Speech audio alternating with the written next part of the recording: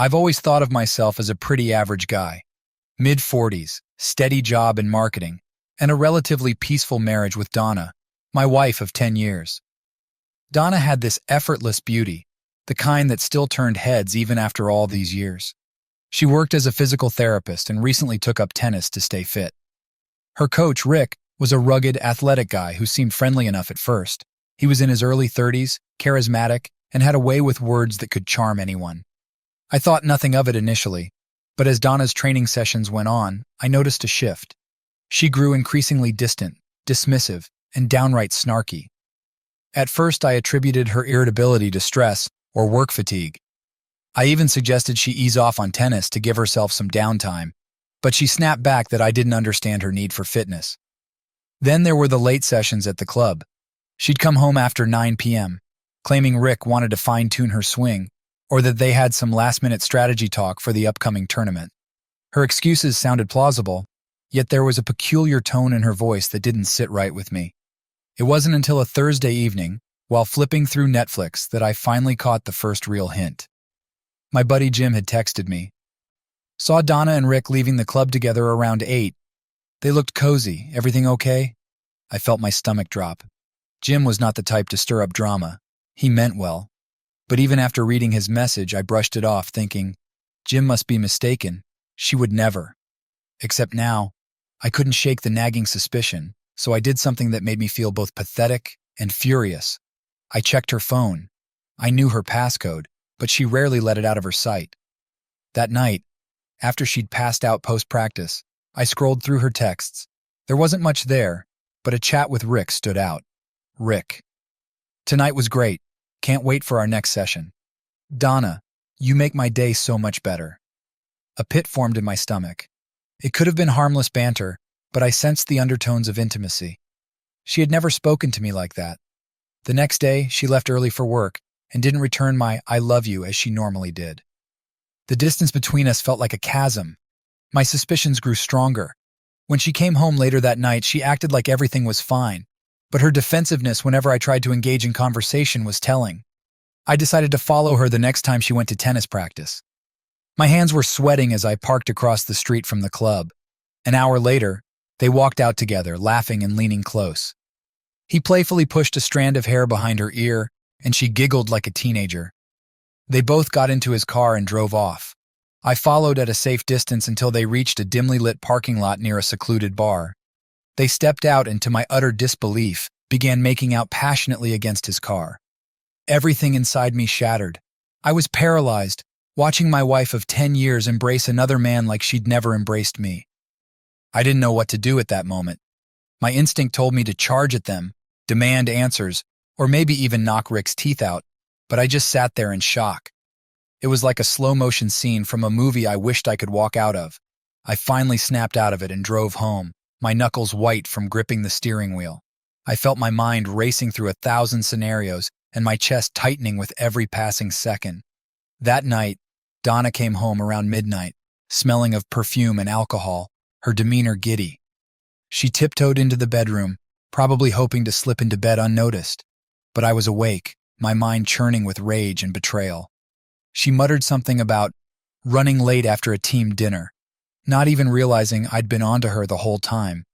I barely managed a word and rolled over to face the wall, seething inside.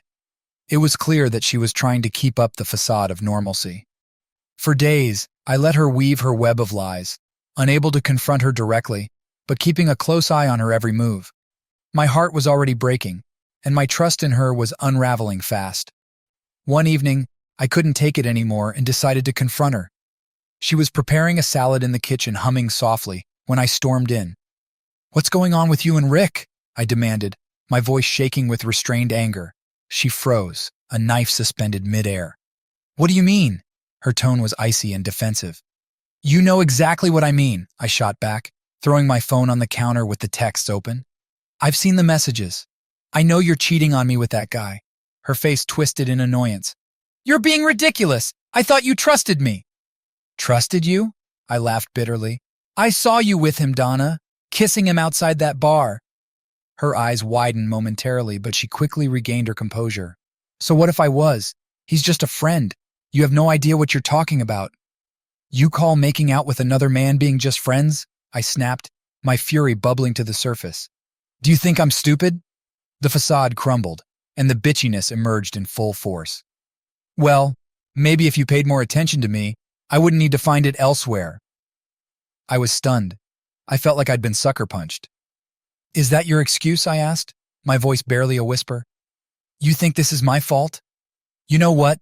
She scoffed, slamming the knife down on the counter. Maybe it is. You've been so focused on work that you've completely neglected me. Rick made me feel wanted, okay? The realization that she was twisting the blame left me speechless. She had crossed the line and was now throwing my supposed inadequacies in my face. I felt like a fool for not seeing it sooner. So, what now? I finally asked, barely holding back the tears. Are you leaving me for him? She crossed her arms and glared at me, her lips pursed. I don't know yet. The finality in her tone was a dagger to my heart. There was no remorse, no apology, just her cold, cruel indifference. Then leave, I said, my voice hoarse. Pack your bags and go. You made your choice. She looked taken aback, perhaps expecting me to beg her to stay. But she quickly recovered, muttering, Fine, I will. She stormed upstairs, and I could hear her angrily stuffing her belongings into a suitcase. I stood in the kitchen staring at the wilted salad and wondering how it had all come to this. When she finally walked out the door with her suitcase, she didn't even look back. The house felt emptier than it had ever been. The silence of the empty house was oppressive. I sat on the couch, staring at nothing in particular, the weight of Donna's betrayal pressing down on me like a heavy blanket. In the days following her departure, I tried to numb the pain by keeping busy. I cleaned out her things, scrubbing away the traces of her presence in a desperate attempt to reclaim my space. But every corner of the house seemed haunted by her laughter, her smile, and the memories of a time when things were good. Friends and family noticed her absence and started asking questions. I wasn't ready to share the sordid details yet, so I simply said that Donna was staying with a friend for a while. It wasn't far from the truth, though it was Rick's bed she was likely sharing. The first real blow came when she filed for divorce just 2 weeks after leaving. It felt like she wanted to end things quickly and move on with her life, while I was left to process the destruction of a decade-long marriage. The paperwork sat on my kitchen counter for days before I could bring myself to open it. It was just as clinical and emotionless as her departure had been. Simple terms and conditions, like we were terminating a business partnership rather than a relationship. When I finally signed the papers and sent them back, it felt like a final blow to the chest. All those years together, reduced to signatures on a legal document. But at least there was a grim sense of closure in it. Life, however, moved on, dragging me with it. The following weeks were a blur of half-hearted workdays and restless nights, punctuated by sleepless hours replaying arguments and wondering what I could have done differently. There was a part of me that still wanted to believe this was all a nightmare I'd eventually wake up from. But reality set in every morning, and I was left with the crushing truth of what she'd done. One Friday night, my best friend Jim showed up at my door with a 6-pack of beer and a bucket of fried chicken. He didn't need to say a word to know I was struggling. We sat in silence for a while, just drinking and eating, before he finally spoke up. Look, man, I don't know what to say. I can't imagine how you're feeling, but you're not alone in this. I nodded, my throat too tight to respond. She's not worth it, you know, Jim continued. You're better off without someone like that. I knew he was right, but it was hard to let go of a decade's worth of shared dreams. It just feels like she wasted my time, I said finally, staring into my beer bottle, like the whole marriage was a joke. It's not your fault, man, Jim said, giving me a reassuring pat on the back. She made her choice. You just have to find your own way forward now. In the days that followed, I took Jim's words to heart. I started seeing a therapist to work through the pain, letting out the anger and bitterness that had been festering inside me. It was a slow process, but I felt like I was starting to rebuild the pieces of my shattered self. I found solace in new hobbies and old friendships. I joined a local hiking group and reconnected with some friends I'd lost touch with over the years. Slowly, I felt the weight of Donna's betrayal begin to lift. But just as I was starting to find my footing again, a message popped up on my phone late one evening. Hey, can we talk? It was Donna. When Donna's message appeared on my phone, my first instinct was to ignore it. What could she possibly say that would change anything now? Yet curiosity got the better of me, and against my better judgment, I typed back a curt reply. "What do you want?" She responded within seconds. "Can we meet? I need to talk to you in person." I hesitated, my fingers hovering over the keyboard. The wounds were still fresh, and I knew seeing her again would only reopen them. But there was a part of me that needed answers, closure, or whatever she could offer. "Fine. Tomorrow at 7 p.m. at the Coffee Bean." I spent the entire next day going through a whirlwind of emotions. Anger, resentment, dread. By the time 7 p.m. rolled around, I was more than ready to face her. I arrived early and claimed a small table by the window, nervously tapping my fingers on the table. I had a clear view of the entrance and watched every person who walked in, waiting for Donna to appear. She arrived 10 minutes late, her hair neatly done, and dressed in a light sweater. She looked tired, but still managed a small smile when she spotted me. I wanted to stand up and leave right then, but I held my ground. "Hey," she said, her voice soft and hesitant. I didn't reply. I just gestured for her to sit down. For a few moments, we sat in awkward silence, the tension between us palpable. Finally, she spoke up. "I'm sorry," she said, her voice barely above a whisper, "for everything."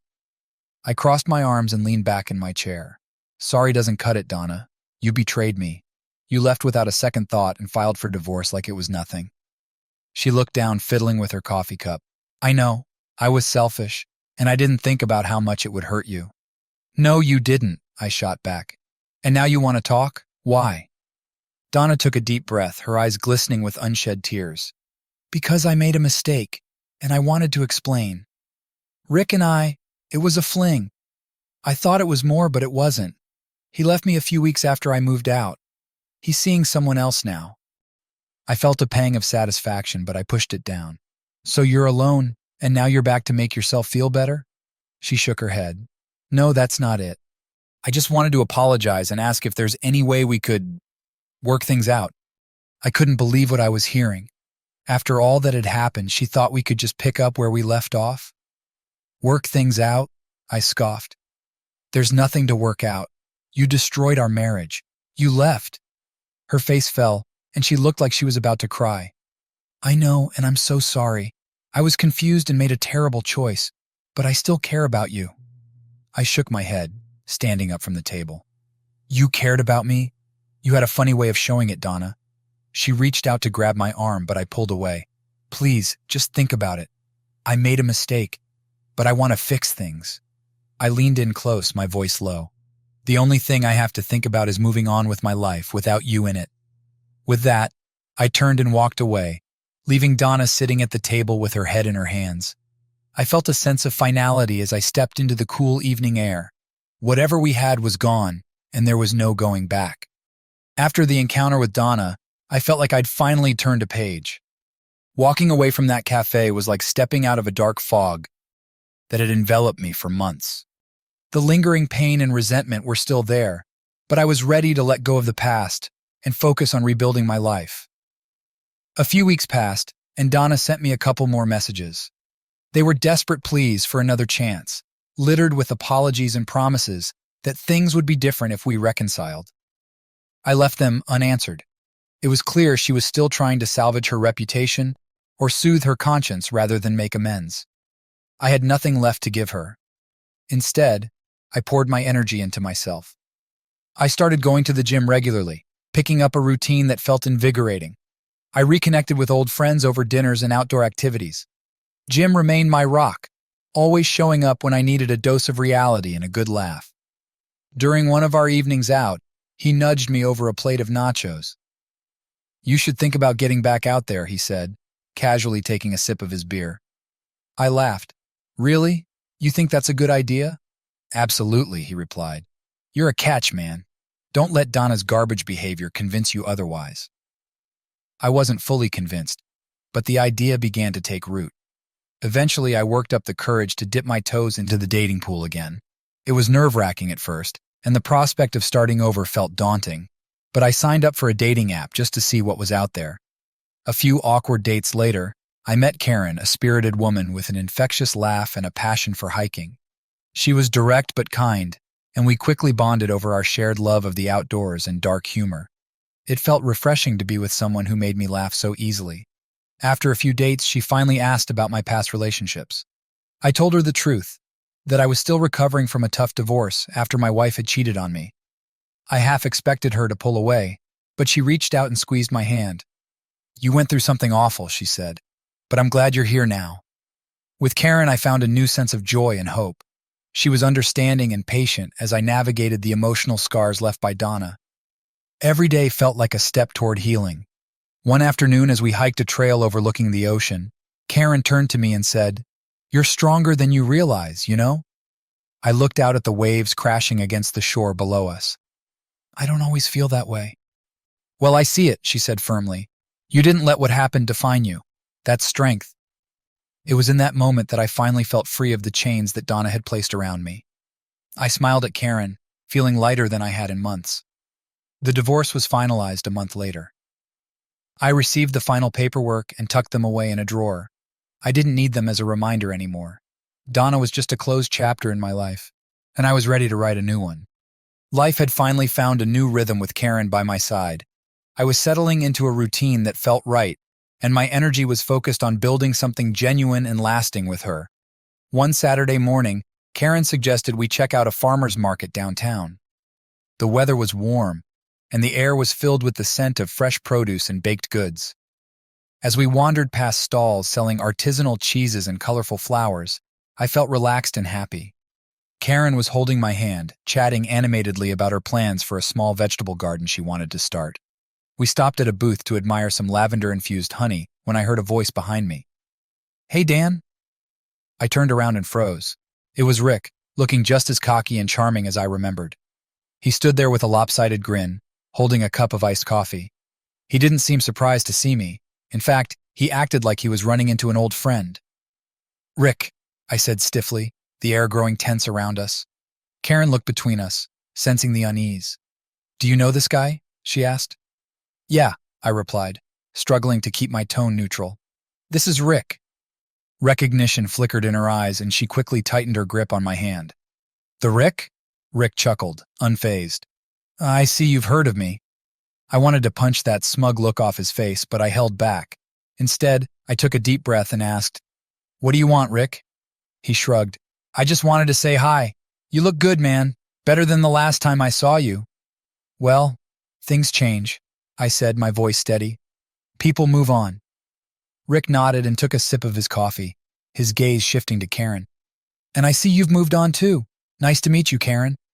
She didn't respond, but gave him a polite nod. An awkward silence settled over us, but Rick didn't leave. He cleared his throat and said, "Listen, Dan, I know things were messy between you, Donna, and me, but I just wanted to let you know I got what I deserved." I arched an eyebrow. "What do you mean?" He looked genuinely remorseful for the first time. "I lost my job at the tennis club after everything came out. My reputation tanked. I struggled for a while, but now I'm just trying to rebuild." I was stunned by his admission. Rick had been so self-assured, but here he was, admitting his downfall to my face. "Good luck with that," I finally said, not unkindly. "Thanks, man," he replied. "I'm sorry for what happened. I really am." With that, he walked away, disappearing into the crowd. I stood there processing what had just happened, when Karen squeezed my arm gently. "You okay?" she asked. I looked down at her, grateful for her support. "Yeah," I said, nodding. "I'm okay." It was unexpected to see Rick, even more so to hear his apology. But I felt a strange sense of closure. He was no longer a looming figure in my mind, but just another person facing the consequences of his actions. Karen and I continued our morning at the market, and the encounter faded into the background. Later that evening, as we watched the sunset from my porch, I realized that while the past couldn't be erased, it no longer had power over me. After running into Rick, I couldn't shake the feeling that there was more Donna had hidden from me. The documents from the divorce had been gathering dust since I shoved them in a drawer, but now I decided to give them another look. I spent an entire afternoon combing through financial records and legal forms, searching for anything that didn't align with the narrative Donna had given me. Among the papers was an unfamiliar hospital bill, dated a little over 4 years ago. It was for an emergency room visit under Donna's name at a hospital on the other side of town. I remembered that time vaguely. Donna had claimed she'd spent the night at her sister's place because she felt unwell. Her sister confirmed the story at the time, and I didn't think twice about it. But now, seeing this bill, I was puzzled. She never mentioned going to the emergency room. Curiosity got the best of me, so I called the hospital to ask for details. After verifying my identity as her then-husband, I was able to get through to the medical records department. They agreed to send me a copy of her discharge summary. When I opened the envelope a few days later, my eyes widened. The summary showed that Donna had been treated for a miscarriage. She had been pregnant at the time. A whirlwind of emotions swirled through me. Donna never mentioned she was pregnant. In fact, she had told me multiple times that she didn't want to have kids, that it wasn't the right time for us. I felt a pit in my stomach as I tried to connect the dots. Had she been pregnant with Rick's child, or someone else's? The thought of her hiding this from me, whether it was to protect herself or conceal an affair, was infuriating. I couldn't comprehend why she'd kept something like that from me. I thought back to the night she was supposedly staying at her sister's place. She had called me briefly to say she wasn't feeling well but sounded otherwise fine. When Karen came over that evening, I handed her the discharge summary. She read it carefully and looked up at me, her eyes filled with concern.